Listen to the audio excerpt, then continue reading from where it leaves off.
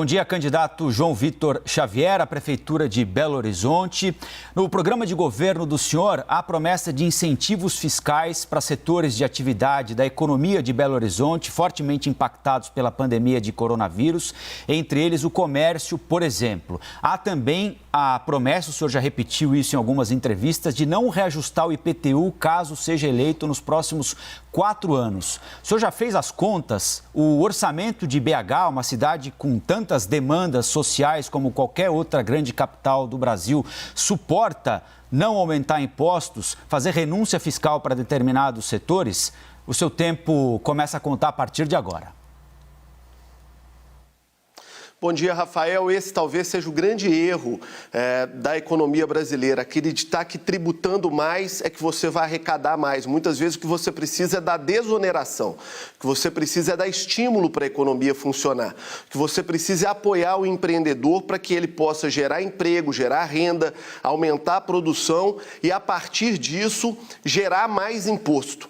Vou te dar um exemplo claro e rápido. Eu, como deputado estadual, negociei a diminuição dos impostos para o setor calçadista de Nova Serrana, isso lá no ano de 2012.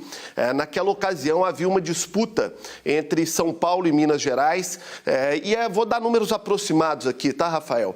Minas Gerais arrecadava em torno de 25 milhões de reais em impostos. O imposto aqui girava em torno de 13%. Nós baixamos o imposto naquela ocasião para coisa na casa de 3%. Qual foi o resultado disso? Um estímulo à produção, os produtos de Minas Gerais ganharam espaço, as fábricas de Nova Serrana começaram a vender mais e hoje o Estado arrecada na casa de 80 milhões de reais. Então, quando você diminui o imposto, quando você diminui o peso em cima do setor produtivo, na verdade o município não vai arrecadar menos, o município vai arrecadar mais. E o senhor vai diminuir você vai estimular e para quem? A concorrência. Você pode, por exemplo, diminuir o IPTU de Belo Horizonte, não diminuir de baixar o imposto automático, mas você pode deixar, por exemplo, de aumentar o IPTU nos próximos 4 anos e rever a planta, que tem muitas injustiças aqui em Belo Horizonte. Muita gente hoje paga o IPTU acima do que deveria pagar. E pode fazer uma diminuição progressiva quando você deixa de aumentar e de corrigir a planta ao longo dos 4 anos de mandato. Você pode, por exemplo, e é uma ideia que a gente tem no plano de governo, fazer um fundo de fomento comercial na cidade, com microcrédito para pequenos e médios comerciantes e empreendedores da cidade. Isso não é renúncia fiscal, muito pelo contrário, isso é estímulo à economia e a gente precisa mudar a cabeça do Brasil. A gente precisa incentivar quem produz para gerar emprego e renda e não penalizar, fazendo com que aconteça o que acontece hoje em Belo Horizonte, que as empresas se mudem da cidade. Belo Horizonte hoje é uma cidade hostil a quem produz e as cidades vizinhas, como por exemplo Nova Lima, têm agradecido a isso. Nós estamos perdendo empresas, estamos perdendo emprego, perdendo renda e aí sim é que se perde a arrecadação. Candidato, quero falar com o senhor sobre educação. Como é que vai funcionar? Ao que tudo indica, nós não teremos ainda uma vacina até o início do ano letivo do ano que vem nas escolas, para os estudantes de todo o país. Como é que o senhor vai fazer para reabrir as escolas municipais de Belo Horizonte? Elas serão reabertas imediatamente a partir do início do ano letivo? Será uma reabertura paulatina? O que é que o senhor programa fazer se for eleito prefeito? Eu acabei de ouvir há 30 segundos aqui na CNN que Porto Alegre já está voltando com as aulas, inclusive para cursos de inglês. Vocês acabaram de fazer uma matéria sobre isso. No mundo inteiro, quando as atividades voltaram, houve uma preocupação dos governos de voltar também à educação. A gente precisa lembrar, Rafael, que a educação ela não tem apenas o aspecto do aprendizado, ela tem um aspecto também da proteção social. Enquanto a criança está na escola, ela está protegida da marginalidade, do crime, do assédio, do tráfico de drogas, e eu me preocupo muito com essa questão. Eu conversava com especialistas que falam num risco de uma evasão gigantesca de crianças da escola no próximo ano. Muitos pais têm a dificuldade de manter os filhos com 12, 13, 14 anos no ambiente escolar, e o ambiente escolar é uma proteção para essas crianças, para esses jovens. Então, voltar com as aulas é uma das prioridades que nós temos para Belo Horizonte. Vamos estudar os melhores modelos do mundo, como, por exemplo, o modelo inglês, que num determinado momento crianças estudavam segunda, quarta e sexta, depois variava na outra semana. Você pode flexibilizar com a questão de algum risco numa escola, começou um foco aqui, um foco ali, você paralisa naquele momento, mas é preciso que volte a educação. A educação, ela tem uma importância muito grande na proteção social. E mais, Belo Horizonte teve o pior desempenho de retrocesso das 26 capitais do país no último IDEB. Foi a cidade que percentualmente mais piorou a sua nota. A educação aqui já não vinha bem antes da pandemia. Se não voltarmos, a colheita será desastrosa para Belo Horizonte nos próximos anos. Candidato, Minas Gerais foi atingida por uma tragédia agora no começo do ano. Chuvas em praticamente todo o estado. Belo Horizonte violentamente impactada, com deslizamento de terra, muitos moradores em áreas de risco. No mês de janeiro choveu o triplo do que a média habitual para um mês de janeiro normal, já é um período de chuvas intensas em todo o país. O que é possível fazer para deixar Belo Horizonte melhor preparada para períodos de chuva intensa? E queria saber se o senhor se compromete com a remoção de um determinado número de moradores de áreas de risco na cidade, já que Belo Horizonte tem uma topografia que, de certa forma, favorece a ocupação por pessoas pobres de áreas sujeitas a deslizamento. Olha, uma coisa tem que ser destacada. Na atual gestão, no atual governo, esse tipo de tragédia aumentou por um motivo muito simples, pelo desmantelamento do serviço público em Belo Horizonte. Eu tive a oportunidade de acompanhar de perto aquela tragédia na região do Barreiro, na Vila Bernadette, quando desabaram alguns barracos e famílias inteiras morreram. E naquela ocasião eu conversava com um funcionário da Prefeitura de Belo Horizonte, uma pessoa que está há anos na Prefeitura, que chorava copiosamente, porque a Prefeitura foi informada naquele dia, ao meio-dia, do risco de desabamento, mas as equipes da Prefeitura, em conjunto com a Defesa Civil, não conseguiram agir por falta de estrutura, de condição de gente. As regionais de Belo Horizonte, que aí em São Paulo vocês conhecem como subprefeituras, as nossas regionais, elas foram absolutamente abandonadas pela Prefeitura e hoje a gente colhe esse resultado, em especial nas áreas de risco e para as pessoas mais pobres. Uma outra questão que foi duramente impactante para essa tragédia das chuvas em Belo Horizonte foi a falta de manutenção nas barragens de Belo Horizonte. Isso aconteceu na barragem Santa Lúcia, a falta de desassoreamento daquela barragem, que levou a um fato jamais visto na zona sul de Belo Horizonte, que foi o transbordo de toda a região centro-sul de Belo Horizonte. Mas qual é a sua proposta, Aquilo ali não é candidato? Acaso, aquilo ali é falta de manutenção preventiva. E o que é que o senhor vai fazer para evitar que isso está aconteça? faltando manutenção.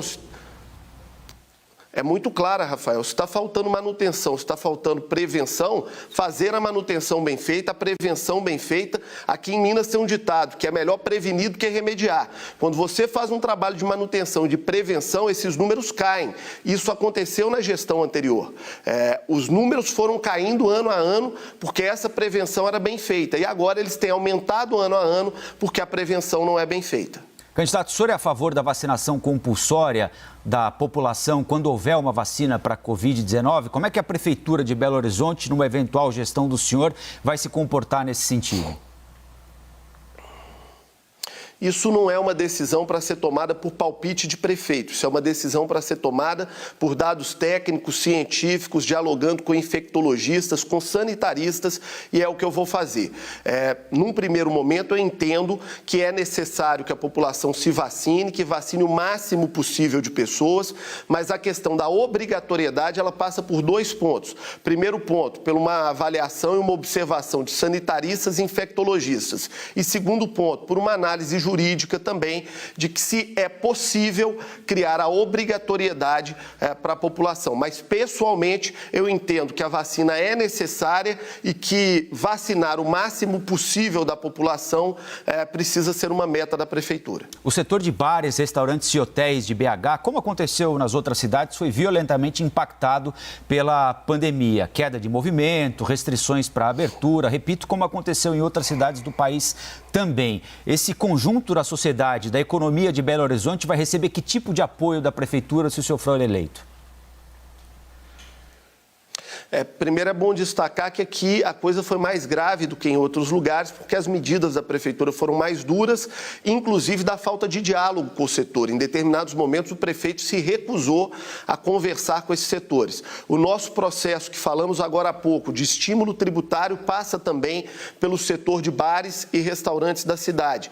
E mais, eu entendo que essa é a vocação para o futuro de Belo Horizonte. Nós somos uma cidade que não tem a matriz econômica do país presente aqui. Nós não temos agricultura, nós não temos mineração, nós não temos indústria pesada em Belo Horizonte.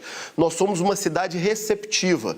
Nós temos que fazer de Belo Horizonte cada vez mais uma cidade que recebe turistas, eventos, negócios, que aproveita o seu potencial de ser uma capital e de ser uma cidade líder na nossa região. Temos uma localização estratégica no Brasil, privilegiada, temos uma das melhores, para mim, a melhor gastronomia do Brasil, e temos o título de ser a capital dos bares.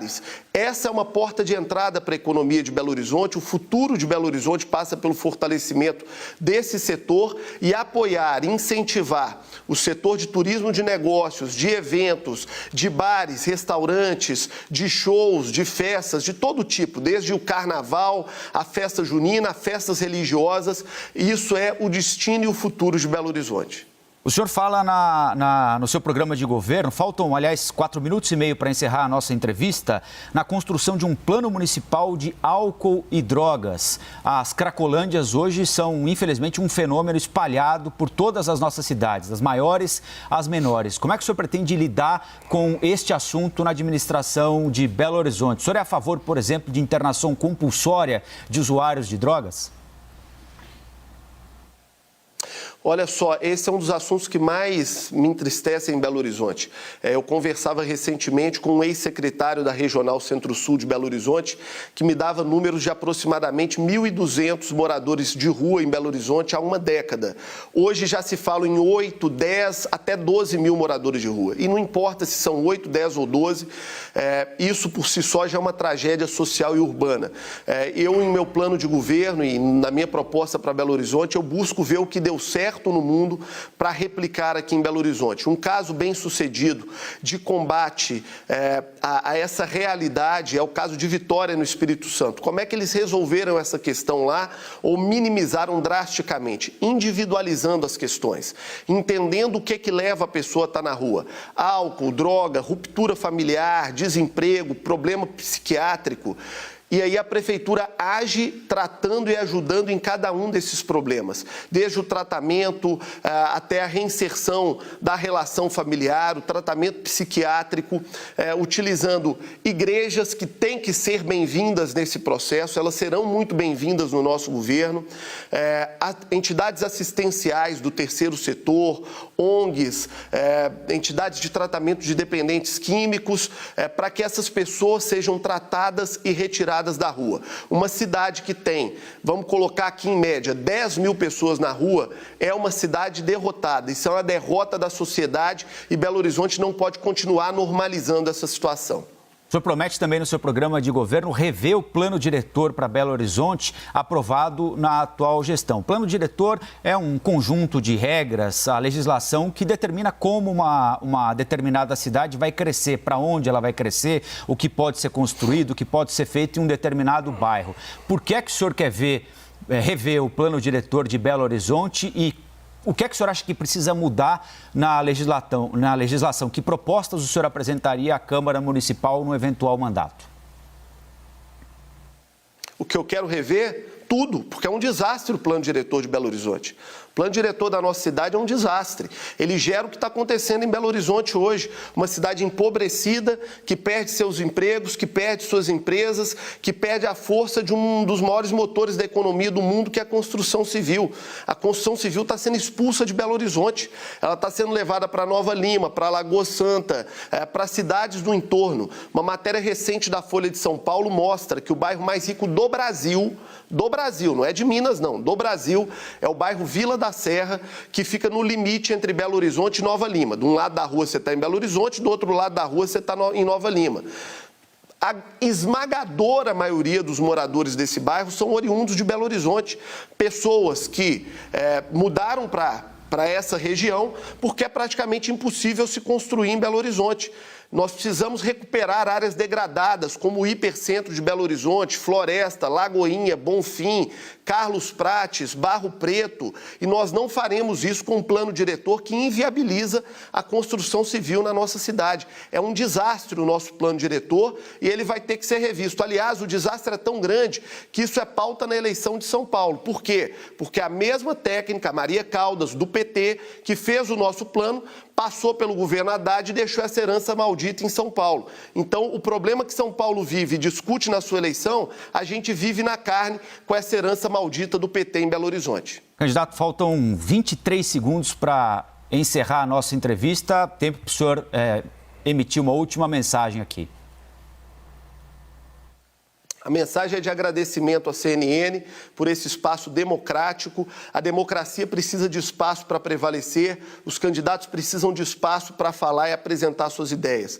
Parabéns à CNN pelo belíssimo trabalho que faz no Brasil e agradeço muito por essa oportunidade. Nós vamos virar o jogo e vamos ganhar a eleição. Muito obrigado ao candidato João Vitor Xavier, à Prefeitura de Belo Horizonte. A CNN continua a série de entrevistas com os candidatos de Belo Horizonte